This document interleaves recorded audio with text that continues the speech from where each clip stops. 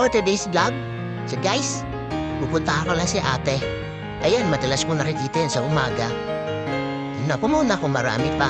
So kahit papano, bibili tayo para mabawas-bawasan man lang yung paninda niya. Mga tinda na pala, puto, kutsinta.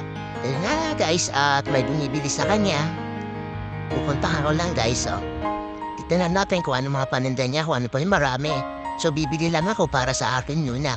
Kasi yung mga bata, wala na, nasa school na nagsipasok na. Tignan muna kung may mga barya pa sa bulsa. 20 pesos, 5 pieces po. Yung puto, kutsinta. So tingnan ko, yung nakabalit na lang para hindi na siya magbalot. Medyo marami-rami pa yung paninda niya. Minsan nakikita ko tanghali na naglalako pa rin siya. Kahit napakainit, laban lang. Laban lang sa hamon ng buhay para sa pamilya.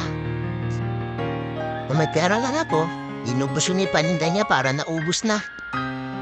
Kaso, yun lang. Kailangan kaya ko para sa akin lang kasi yung mga bata, nakapasok na sa school. So, eto na nga guys, at babalik na ako sa aking motor. Palis na rin si ate. Nagtitinda siya na puto.